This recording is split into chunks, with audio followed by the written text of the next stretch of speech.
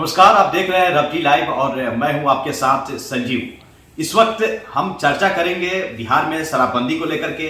कई ऐसे मुद्दे हैं जिस पर शायद संक्षिप्त में चर्चा करने की आवश्यकता है। फिलहाल हमारे साथ इस चर्चा को आगे बढ़ाने के लिए पीयूष राजपूत हैं। क्या लगता है सर, शराबबंदी को लेकर के जिस तरीके से हर दिन एक खबर आ रही है कि जहरीली शराब पीने से 2 लोगों की मौत, 4 लोगों की मौत, अभी फिलहाल की बात कर ली जाए तो नालंदा में 11 लोगों की मौत अब तक हो चुकी है। नीतीश कुमार इस फैसले पे अड़िग है कि शराबबंदी पूर्ण रूप से लागू रहेगा। क्या लगता है आने वाले दिनों में क्या सफलता मिल पाएगी, जिस तरीके से लगातार मामले सामने आ रहे हैं? देखिए, 2-3 चीज़ें हैं जिसको हम लोग को बेसिक समझना पड़ेगा। सबसे पहले तो नीतीश जी का जो राजनीति करने का तरीका रहा है, वो जो भी डिसीजन लेते हैं उस पर कायम रहते हैं, ये बात है। शराबबंदी अब उनके लिए नाक का सवाल बन गया है। उनके तरफ से अगर वो शराबबंदी हटाते भी हैं तो उनके लिए प्रॉब्लम हो जाएगी, पॉलिटिकली उनको दिक्कत होगी, परेशानी होगी। अगर वो नहीं हटाते हैं तो जिस तरह की घटनाएं हो रही है, लगातार हो रही है, और वो ये होगी। जब आप शराबबंदी पूरी तरीके से करेंगे तो किसी न किसी दूसरा तरीका अपनाया जाएगा, उसमें गलत तरीके से शराब का प्रोडक्शन होगा, जहरीली शराब बनेगी, लोग मरेंगे। ये कटु सत्य है कि इतना होगा ही। अब फैसला नीतीश कुमार जी को लेना है कि वो क्या करेंगे। हालांकि बीजेपी के लोग हमलावर हो रहे हैं तो उनका कहना भी सत्य है कि अगर बीजेपी, मतलब मोदी, एक ब्रांड मोदी का नाम था, वो ब्रांड मोदी जब पूरी तरीके से फार्म लॉ को वापस ले सकते हैं, जब वो देखे कि नहीं जो चीज़ें उनके अगेंस्ट जा रही है या इससे देश को नुकसान हो सकता है, तो उन्होंने अपना फार्म लॉ वापस लिया। तो उसी हिसाब से अब सारी पार्टियां ये कह रही है कि चलो प्रधानमंत्री अगर फॉर्म लो वापस ले सकते हैं तो आप भी तो ले सकते हैं, आप तो मुख्यमंत्री हैं, आप भी ले सकते हैं। और इतनी सबसे बड़ी बात जो यहाँ सोचने वाली बात है कि मुख्यमंत्री जी का ये गृह जिला है नालंदा, जहाँ से इस तरह की खबरें आ रही है। तो अगर आप अपने गृह जिला को नहीं संभाल पा रहे हैं, आप अपने उस क्षेत्र को नहीं संभाल पा रहे हैं जहाँ से आप चुन के आते हैं, जहाँ से आपने राजनीति की शुरुआत करी, वो जिला भी आपसे नहीं संभल रहा है, तो सवाल उठेंगे और ये सवाल का सामना करना पड़ेगा। अब ये है कि अगर बीजेपी बोल रही है कि आप एक समीक्षा कर लें, मांझी जी भी बोल रहे हैं कि हाँ समीक्षा कर लें, तो बजाते कि इसको आप एक नाक का सवाल बना लें अपने, उसको एक समीक्षा की बैठक बुला ले, समीक्षा कर ले कि हाँ हो सकता है कि कानून में कुछ ऐसे प्रावधान हो जिसको कि हम लोग ला के इसे उतना कठोर ना बना सके, इसमें कुछ चीज़ों की छूट दी जा सके। जैसे अब जेल का जो प्रावधान है उसको हम, मतलब नीतीश जी चाहे तो उसको सरकार चाहे तो उसको आप जैसे कुछ चार्जेस लगा सकते हैं, कुछ ये लगा सकते हैं कि फाइन है 4,000, 5,000, 10,000, 50,000, ताकि लोगों में डर बने कि वो ये काम ना करे। तो इस तरीके से कुछ, अब बात यह है कि आपको सर्वदलीय बैठक बुला के सारे दलों की बात सुननी पड़ेगी। जैसे आप मोदी जी के लिए कहा जाता था कि नहीं वो सारे लोगों की बात नहीं सुनते हैं, लेकिन उन्होंने लास्ट में ये निर्णय लिया कि फॉर्म लो हम वापस लेते हैं और क्विक डिसीजन लिया। उस तरीके से अब लोग एक्सपेक्ट कर रहे हैं मुख्यमंत्री से भी, नीतीश कुमार से भी, कि वो इसी तरीके से शराबबंदी पर एक रिव्यू करें कि हाँ जो हमने किया है 5 साल 10 साल जो सारा चीज रहा है हमारा शराबबंदी के ऊपर, तो क्या ये सक्सेसफुल रहा है। अगर किसी भी तरीके से ये अनसक्सेसफुल रहा है तो क्या कारण रहा है जिसके कारण अनसक्सेसफुल रहा है, और उसको हम लोग कैसे सही कर सकते हैं।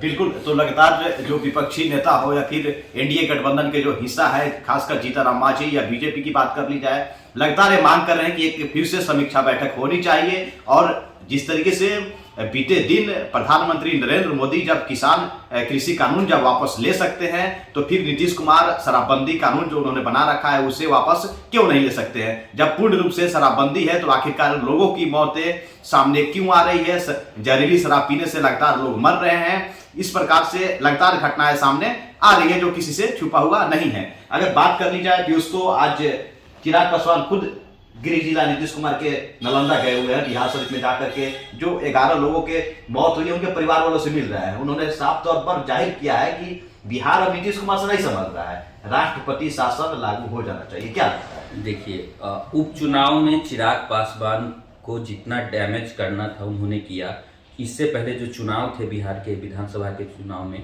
नीतीश कुमार ये बात बखूबी जानते हैं कि चिराग पासवान ने उन्हें बहुत डैमेज किया है। अब चिराग पासवान के दोनों हाथ में लड्डू है। एक तरफ तो अगर वो बीजेपी के साथ जाते हैं तो वो ये इस शर्त पे जाएंगे कि नीतीश जी को आप बाहर करें। अगर नीतीश जी को वो बाहर नहीं करते हैं तो आरजेडी बाहें फैला के खड़ी है उनके लिए स्वागत में कि चिराग पासवान साथ में आए। अब हमलावर 100% हमलावर हो रहे हैं और कहीं ना कहीं जेडीयू उनको स्पेस दे रही है। जेडीयू उनको स्पेस दे रही है, नीतीश कुमार स्पेस दे रहे हैं चिराग पासवान को वो नेता बनकर उभर जाए, और लिटरली ये काम हो रहा है। अब इसमें क्या है कि जेडीयू खुद इस चीज को समझे कि किस तरीके से हम चिराग पासवान को स्पेस न दें, चिराग पासवान को वो इस तरीके को कोई स्पेस ना मिले जिससे कि वो अपनी बातें पूरी तरीके से रख सके, हमलावर हो सके सरकार के ऊपर।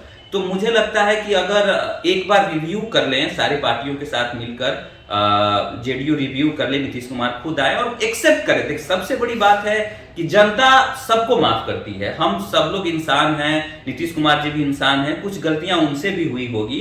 अगर वो रिव्यू करते हैं, जब माफी मांग सकते हैं प्रधानमंत्री, तो आप क्यों नहीं माफी मांग सकते? आपसे भी गलती हुई, आप माफी मांगे और बहुत अच्छे काम किए हैं आपने बिहार के लिए, जनता कभी नहीं भूल सकती उस चीज को लेकर। लेकिन अगर आपसे कुछ ऐसे फैसले हुए हैं जिनको कि अगर आप बदल के चीजों को अच्छा कर सकते हैं, तो मुझे लगता है कि उनको जाना चाहिए और किसी भी चीज को नाक का सवाल मुझे नहीं लगता है कि बनाना चाहिए। वो बिहार के लिए भी सही नहीं। बिल्कुल। तो चिराग पासवान और नीतीश कुमार के बीच की जो लगातार बयानबाजी है वो किसी से छुपी हुई नहीं है, और चिराग पासवान को मौका जैसे ही मिलता है वैसे ही सियासी पलटवार करना चिराग पासवान नहीं भूलते हैं। और ये मौका नालंदा जिला का जो मामला शराब जहरीली शराब पीने से जो मौतें सामने आई है ये था, और यहाँ पर उन्होंने जाकर के परिवार वाले से मिले हैं और साथ ही साथ राष्ट्रपति शासन लागू कराने के लिए बिहार में बात तो उन्होंने चिराग पासवान ने किया है। थोड़ी सी हम इससे हटेंगे पीयूष, और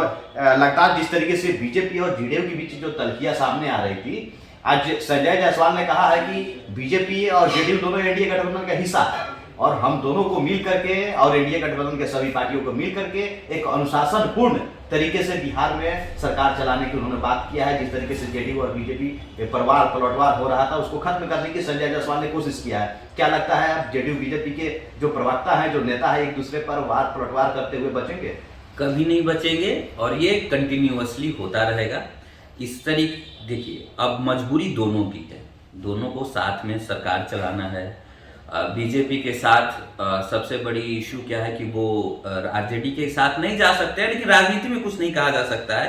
पहली बार सत्ता में जब आया था आरजेडी आई थी तो बीजेपी के समर्थन से आई थी बिहार में, तो कुछ भी हो सकता है। ऐसा नहीं कर सकते कि नीतीश कुमार भी धुर विरोधी रहे कभी लालू प्रसाद यादव के, फिर छोटे भाई बन गए। तो राजनीति में कुछ आप प्रिडिक्ट नहीं कर सकते, कुछ भी हो सकता है। लेकिन जो अभी का परिदृश्य है उस हिसाब से लगता नहीं है कि बीजेपी आरजेडी के साथ जाएगी। तो यहाँ पे जेडीयू को एक स्पेस मिलता है और जेडीयू भी नहीं चाहती है कि वो वापस से आरजेडी के साथ जाए और उनकी जो छवि है वो दल बदलू वाली छवि बने। तो इसीलिए इन दोनों को साथ में रहना एक मजबूरी है। अब ये जो सारा मामला हुआ, मुझे लगता है कि बस यूपी चुनाव में जेडीयू एक्सपेक्ट कर रही थी कि उन्हें मतलब कुछ सीटें मिल जाए, जिससे समानजनक सीटों में 5-10 भी सीटें मिल जाए और 2-3 सीटें वहां यूपी में जीत जाए। लेकिन आप सोचिए कि अपना दल यूपी में ऑलरेडी वहां पे अनुप्रिया पटेल, एक पटेल की अच्छी खासी लीडर है, उनका अच्छा वोट बैंक है, वो क्यों किसी और पार्टी को जो यूपी में जिनका कोई अपना जनाधार नहीं है वो क्यों वहां पनपने थे? ये तो बीजेपी के लिए भी अच्छा नहीं है और उनके सहयोगी अपना दल के लिए भी अच्छा नहीं है। तो इस तरह का अगर एक्सपेक्टेशन कर रही थी जेडीयू, तो मुझे नहीं लगता है कि ये सही एक्सपेक्टेशन था। उनको अगर चुनाव लड़ना था, जैसे मुकेश सहनी चुनाव लड़ने के लिए तैयार है यूपी में, उन्होंने पूरी तैयारी अपनी की, वहां गए और चुनाव लड़ रहे हैं पूरी तरीके से। तो मुझे लगता है कि इस तरह का एक्सपेक्टेशन करना जेडीयू को भी अच्छा नहीं था जेडीयू के लिए। दूसरी तरफ बात कर ली जाए थोड़ा महागठबंधन में जो विपक्षी दल है राजद और कांग्रेस,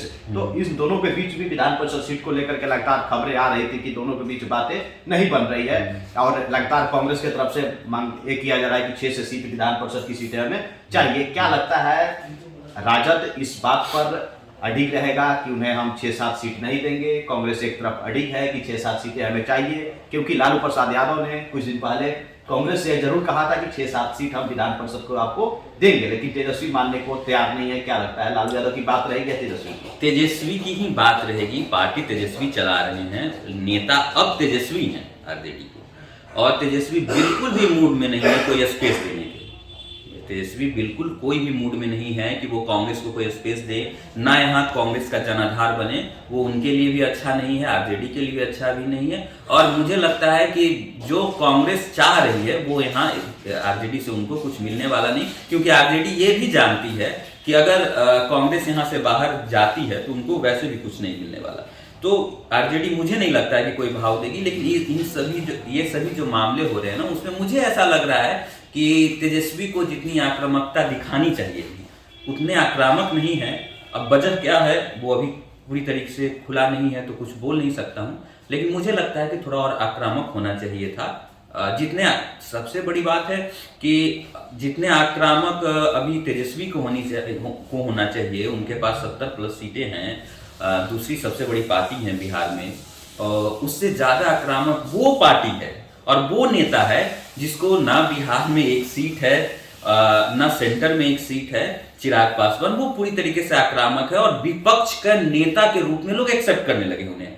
और अगर तेजस्वी इस बात को नहीं समझ पाए, 6 महीने 1 साल तक इस बात को नहीं समझ पाए, तो लोग विपक्ष में तेजस्वी की जगह चिराग को एक नेता के रूप में देखने लगेंगे और ये टाइम नहीं लगेगा और इसमें बीजेपी भी खेल कर सकती है। तो मुझे लगता है कि थोड़ा सा तेजस्वी को भी इस बात पे गौर करना चाहिए और उनको एक्शन मोड में आना चाहिए, उनके लिए ज्यादा अच्छा है। बिल्कुल, तो एक विपक्ष का जो भूमिका होना चाहिए, विपक्षी दल के नेता हैं तेजस्वी यादव, जिस तरह से सरकार की रवैये को लेकर के, सरकार की स्थिति को लेकर के लगातार घेरने का काम जो करना चाहिए वो तेजस्वी यादव कहीं ना कहीं भूल रहे हैं और लगातार ढीले जरूर पड़ रहे हैं। और इन सभी सरकार की जो कमियां हैं उसको मुद्दा बनाते हुए चिराग पासवान जरूर कहीं ना कहीं आगे बढ़ने की कोशिश कर रहे हैं और लगातार सरकार की जो खामियां हैं उसे चिराग पासवान जनता के बीच जा करके गिनाने का काम जरूर कर रहे हैं और दिखाने का काम जरूर कर रहे हैं चिराग पासवान। और तेजस्वी यादव कहीं ना कहीं थोड़ी सी इसमें ढील जरूर नजर आ रहे हैं। हालांकि विधान परिषद सीट को लेकर के अब चुनाव होने वाले हैं और उसमें यह जरूर देखने को मिलेगा कि कांग्रेस जिस तरीके से अपना स्टैंड क्लियर कर रखा है कि 6 से 7 सीटें हमें चाहिए, क्या राजद उनको 6 से 7 सीट दे पाएंगी, या फिर कांग्रेस जिस तरीके से बिहार विधानसभा का उपचुनाव हुआ तारापुर और कुशेश्वरनाथ में, वहां पे अपना स्टैंड क्लियर करके कांग्रेस अकेले लड़ी, क्या विधान परिषद सीट में भी कांग्रेस अपना उम्मीदवार अकेले कांग्रेस उतारेगी या नहीं, या तो वक्त बताएगा। तो इस चर्चा में फिलहाल के लिए बस इतना ही। नमस्कार।